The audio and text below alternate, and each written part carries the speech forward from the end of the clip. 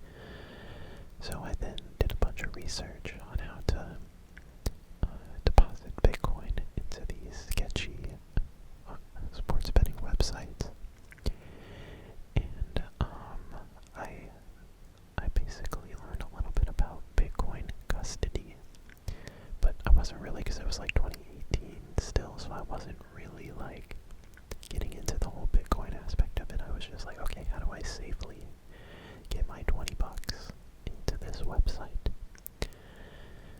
So I figured it out, and then was placing 50-cent bets on random stuff. And then one of my friends wanted to do it as well, so I was like, bet, just send me some money, and then I'll send the Bitcoin to your account address. And then whenever, am I admitting to like a crime right now? Whenever he won money, because he would actually like I said, I was doing like 50-cent bets. I was just doing it for fun. Like, wow, this is so cool. I can like watch other sports that I'm not a fan of, but I'm like, you know, fully invested in it. So it was really cool for a while.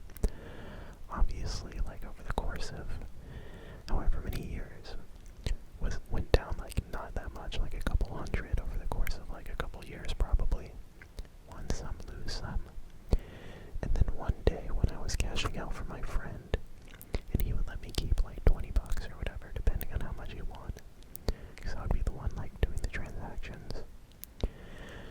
I kept the Bitcoin in the wallet I was using, Coinbase, and I was looking at the charts, and I was like, So in 2017 the price was really, really high, and then it went back down again. And at this point it's late 2020, so it's going back up, and I was like, instead of cashing this out to my bank account, I should, you know, maybe just keep it in Bitcoin. So then I started doing a little bit of research on Bitcoin, like for real, of like what it actually was and all that. And I kind of had the realization that this is the first time in history that there's digital money. And I was like, am I crazy? Or is this actually like kind of the most important thing that has happened in a long, long time? Because like, think about it, everything that we do is digital. And this is digital money that can be autonomously verified, and it's secure, and like whatever. Not gonna give you a whole Bitcoin pitch, but I was like, wow, this is actually like, this could be really profound. And the fact that the code is the code and it can't be changed, and it's gonna stay like this forever, and you can, you know, forecast how much Bitcoin are gonna get mined or whatever. All that, I was like, this is actually pretty interesting.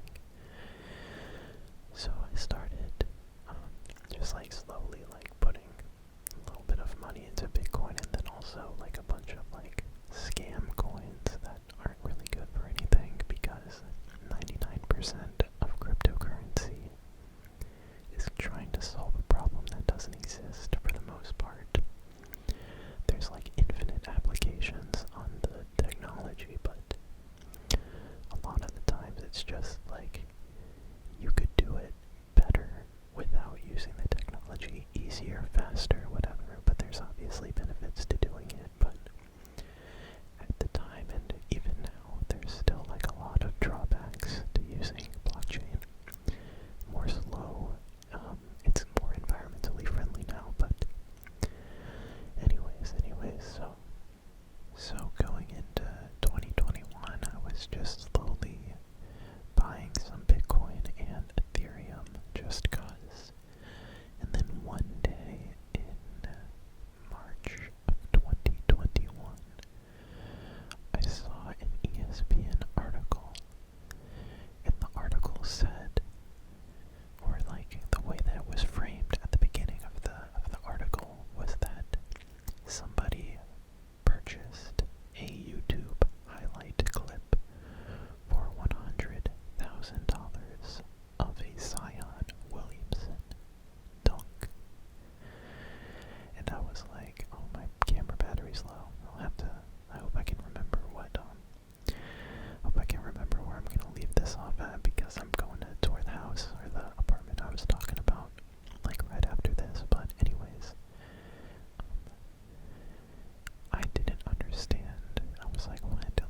So you get like the rights to, an NBA highlight. But when I looked into it more, basically, the person was buying a digital version of these. Oh my god, the camera just died. Okay, well, I'll finish this off later.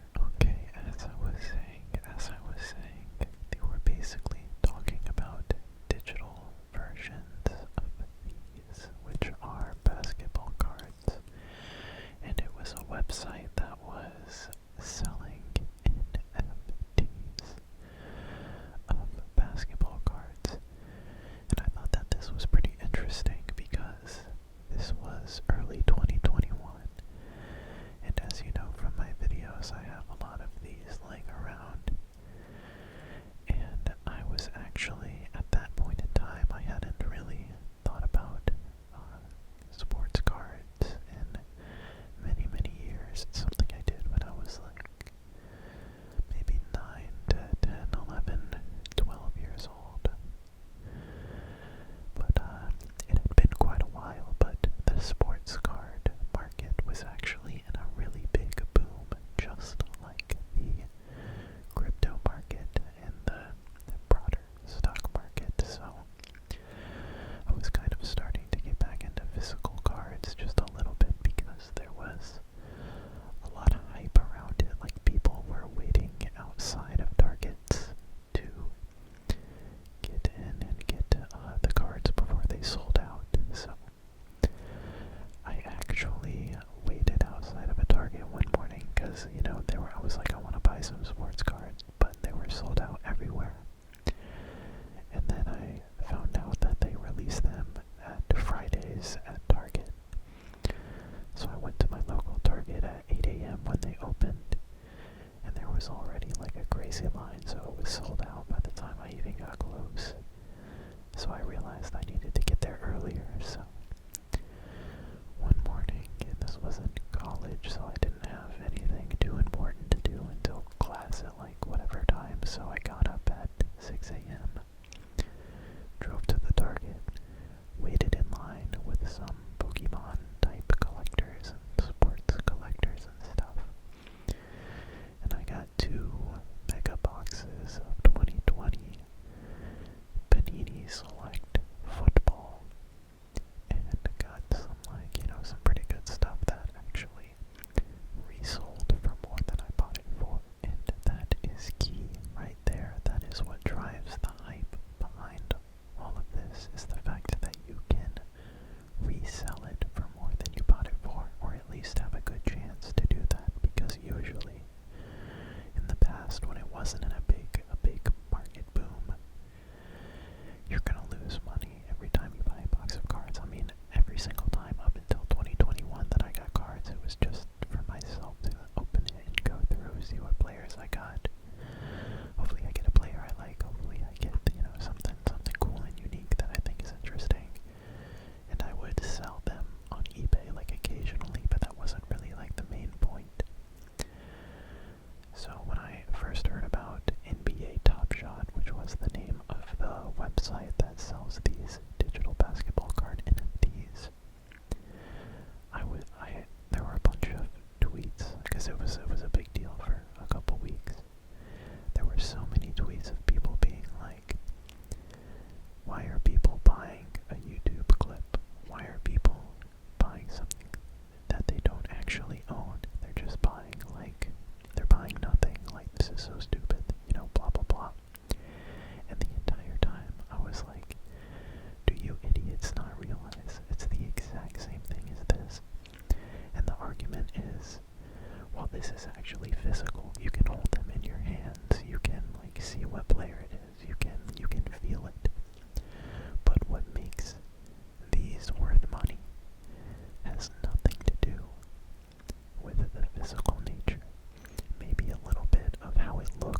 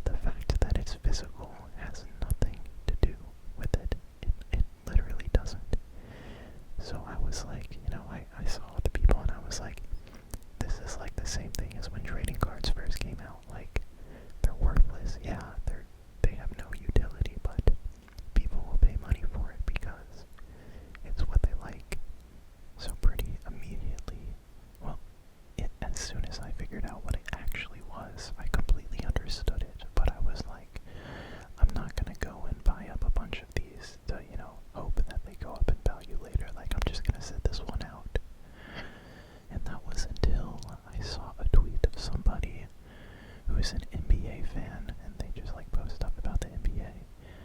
And they said, wow, I just bought a Top Shot pack for $20 and resold whoever the player was for $200.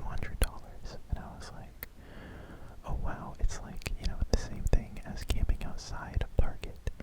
But instead of having to get up at 6 a.m., you just log onto the website whenever they're having a pack drop, and you get put into a random queue, and then when the time comes, you get a number, and if you're, you know, a low enough number, then you get access to the pack, and you can open it, you can buy it, and you can sell it, all without having to deal with stupid eBay selling stuff like shipping and all that, because I did that again when I was like 12 years old.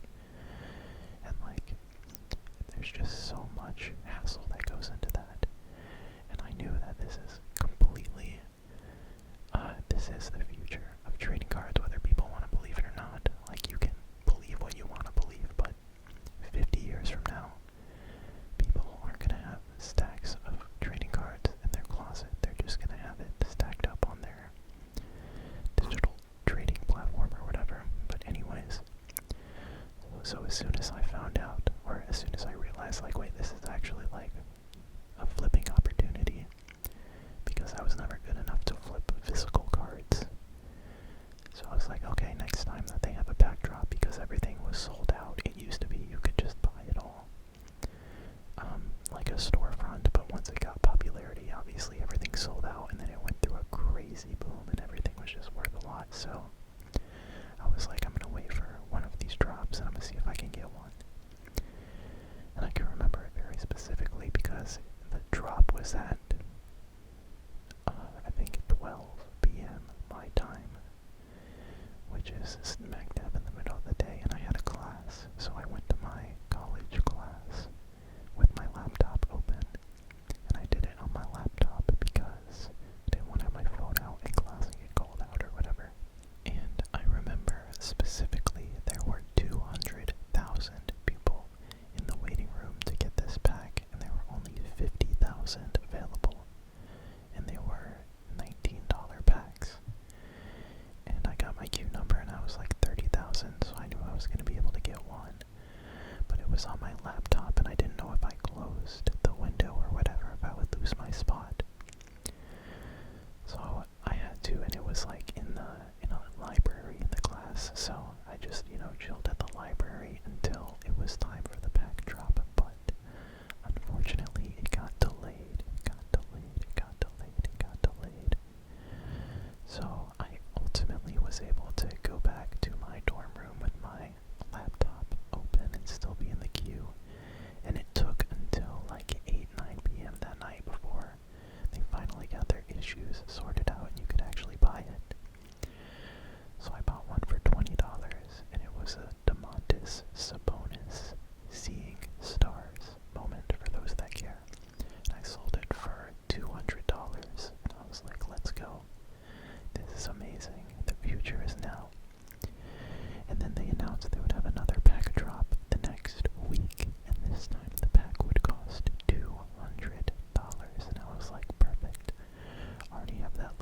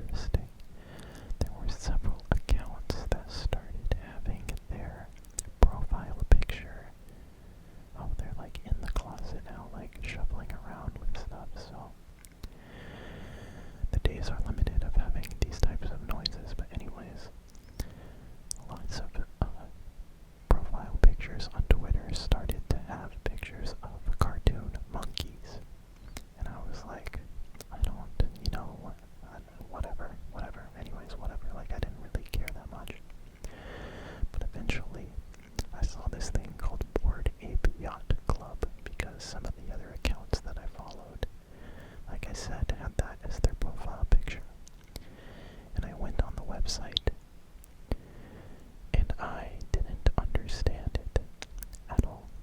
It said that when you buy one of these monkey pictures, these NFT scams, you get access to an exclusive club.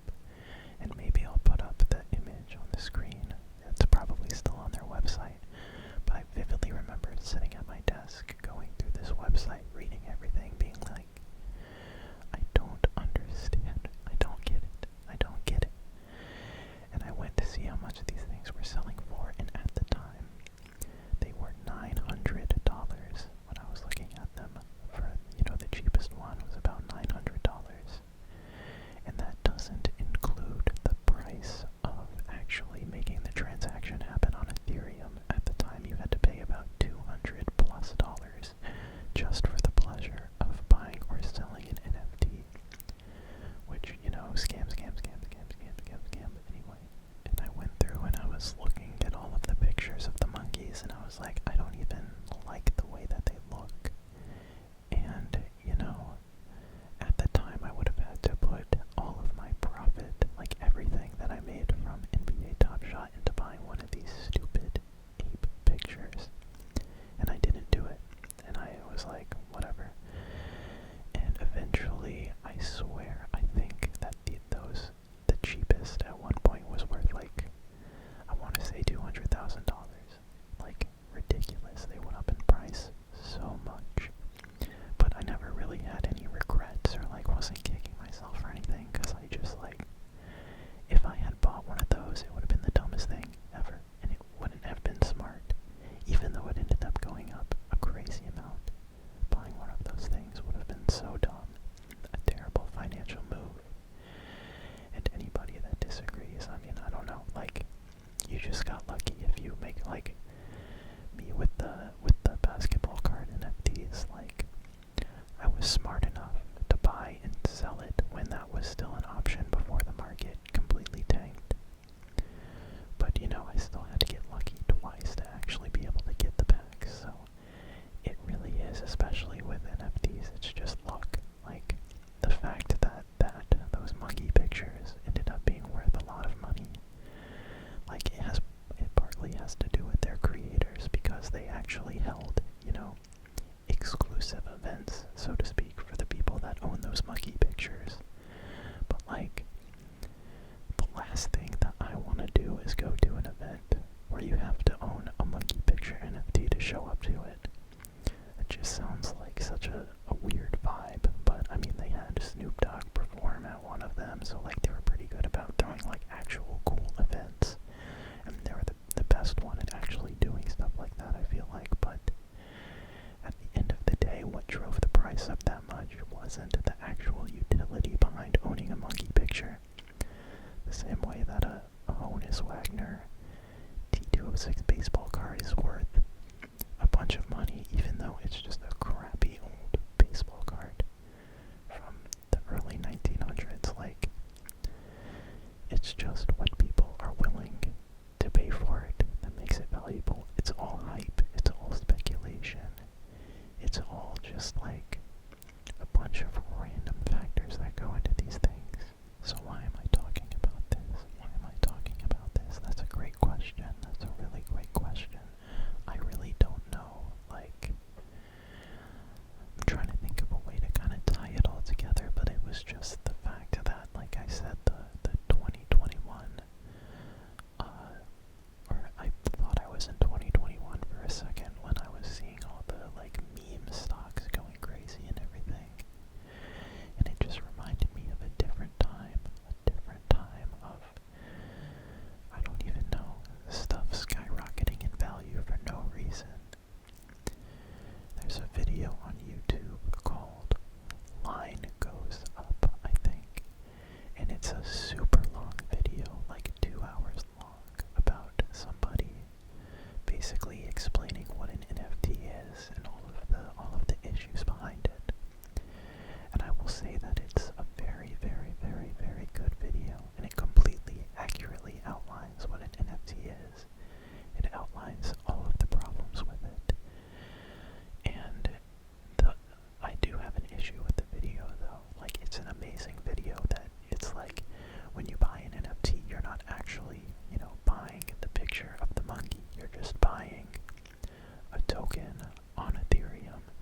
has a link to basically a web page that then shows you the picture of the monkey.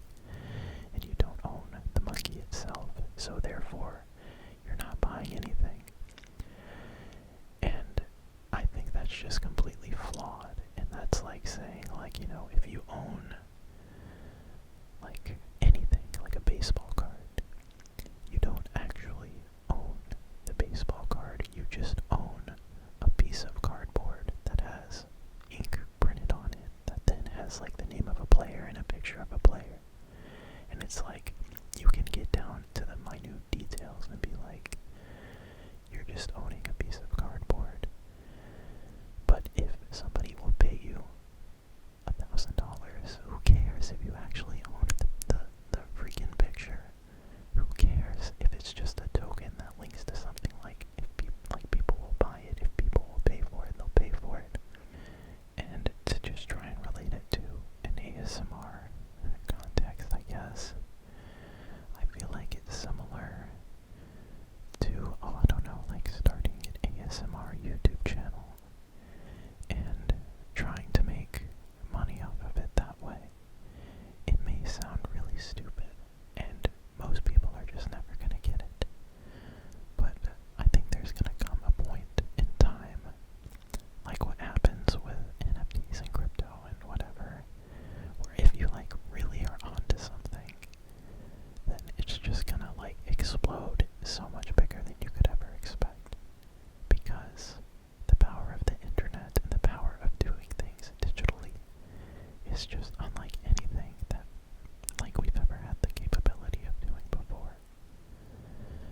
So that's why I think that people need to be a bit more open-minded about a lot of things, not just like what I'm talking about today, and I'm not just trying to like chill Bitcoin or anything for that matter, but it's just like people are so dismissive